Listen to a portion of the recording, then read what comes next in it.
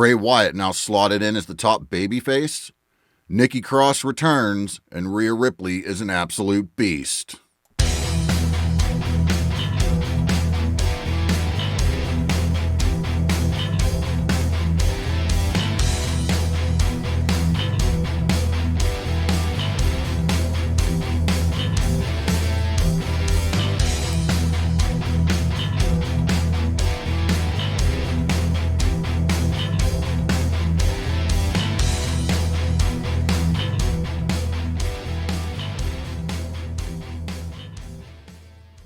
What is going on, folks? Riddick here. This is the RCW podcast for October the 25th, 2022. We got some Bray Wyatt news. We got a couple notes from Monday Night Raw. I'm not going over the whole show because it was your basic Monday Night Raw. They pretty much have all the build for Crown Jewel, so we're just kind of riding the wave into that right now. But I do have a couple notes from that. So we're going to kick things off from Monday Night Raw last night. Nikki Cross has returned. No more Nikki Ash and all that crap, okay, it was fun for the first couple weeks, but then it immediately died 1,000 deaths. Nobody got involved. Nobody was invested in this character. It was a joke. She's not a joke. She deserves way better. She's much better as Nikki Cross, unhinged Nikki Cross, and we got that back last night. She came out during the main event between Bayley and Bianca Belair, and made her presence felt. At first, you saw her come flying off the top rope onto everybody, including the referee. And we thought, oh man, she's going to join Bayley's faction because she's pretty much, beating on Bianca. But then shortly after, she's going right after Bayley as well, just going crazy. Crazy Nikki Cross is back. This might be an evolved version of crazy Nikki Cross, and I'm all about it. Absolutely love to see this. This has been, a really horrible gimmick for her, the Nikki Ash thing. I mean, like I said, it was fun for the first little bit there, but it really just turned her into a joke, and she deserves better than that. She's way better than that. So now we're getting Nikki Cross back, and I'm excited about it. That's pretty much all I got to say about that. Moving on, Rhea Ripley showcases just how much of a beast she really is. As seen last night, during the match with Carl Anderson versus Finn Balor. Of course, there's all kinds of scuffles going on outside the ring. Gallows ends up getting in the way of Ripley. Ripley slams him into the ring post and then proceeds to just pick him up like he's nothing. Literally just picks up Luke Gallows, this big son of a bitch, just picks him up like he's nothing and slams him down. No problem. Absolute beast. Love it. Rhea Ripley is something special. Let me just tell you that right now. Absolutely love this. Nobody was expecting that to happen.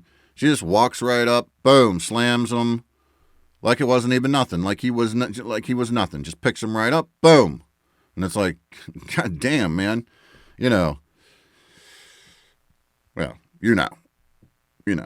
Those are the two moments from last night on Monday Night Raw that I really thought stood out from the rest. And great stuff there. Now on to this Bray Wyatt news. And this is big. And some of it, we're not surprised, are we? Us Bray Wyatt hardcore fans, we knew this, and we always known this. Now, Bray Wyatt, and this is coming from Pro Wrestling Insider, Bray Wyatt has been internally listed as SmackDown's top babyface. In fact, maybe even the top babyface in the company at this point. Drew McIntyre has been knocked down a level to number 2. It's not a knock on Drew. It's just, this is what we knew about Bray Wyatt. He has that transcending appeal about him. And there's no way you're bringing Bray Wyatt back after all this time.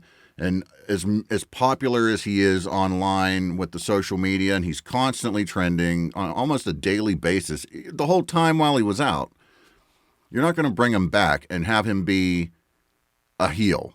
That's ridiculous. That makes absolutely zero sense when the fans love him and adore him so much. So it looks like they know this because now he is internally listed as the top babyface in the company. Well, on SmackDown, but let's face it, in the company. Because now it's also been reported that he is now currently the top merchandise seller. Is this a surprise to us? No. To us Bray Wyatt fans, this is not a surprise. Of course he's the top merchandise seller. He's on another level. And the fans love him so much, they're willing to go out and support him. Support him, right? Second I seen this shirt, had to get it. I ripped the bag open and put the shirt right on when I got it.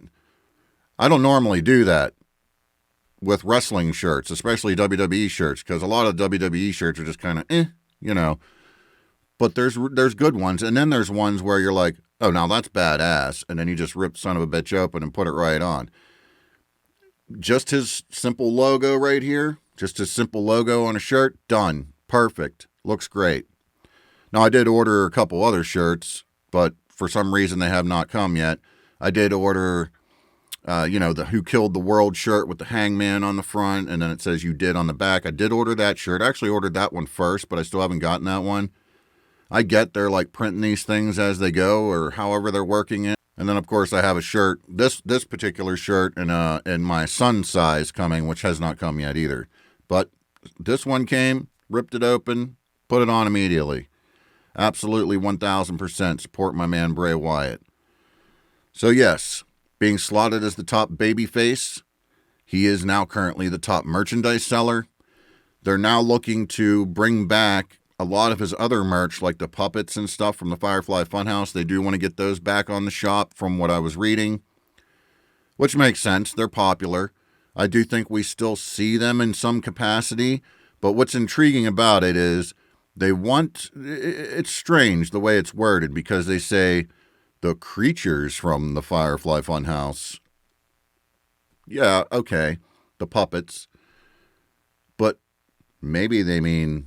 And I want you to think about this, okay? For the people that still aren't on the train of thinking Uncle Howdy and Uncle Harper are puppets, and you absolutely have every right to be, because I don't know either. I'm just going based off my intuition and what I see on the screen and what's the feeling I'm getting from it, right? And I get the feeling that it's a puppet.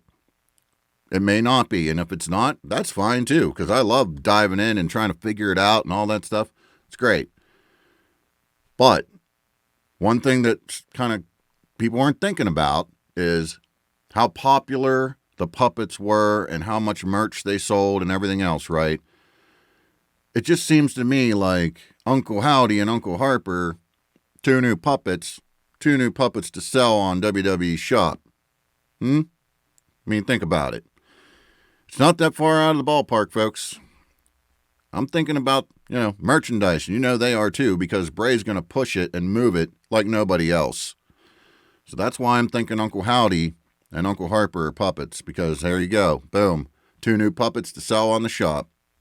Instant sellouts too, I'm sure. But like I said, maybe it's not. Maybe it is other characters and that's just a mask. And then, you can get the mask on the shop. I really want the what we think is the Uncle Howdy mask that Bray actually wears. I do want that to come onto the shop, like one of the high quality versions, like they did the high quality version of the Fiend mask, which I have, and then the burnt Fiend mask, which were both limited runs, limited editions. I would love them to do that with this new mask of his, because I really want one. Now, I only live down the street, basically, from Jason Baker's Coliseum Studios, but I don't think he's going to make me one, unfortunately. I don't think it's up to him. So we got to have WWE Shop get one on their site, and I want it to be like one of them good, high-quality, limited editions, man. I really want that mask for sure. So, yeah, that's pretty much where we're at. Bray Wyatt just takes over in just a few weeks, top merchandise seller, slotted in as the number one babyface. This is no surprise to me. This is exactly what it should be. This is exactly what he deserves.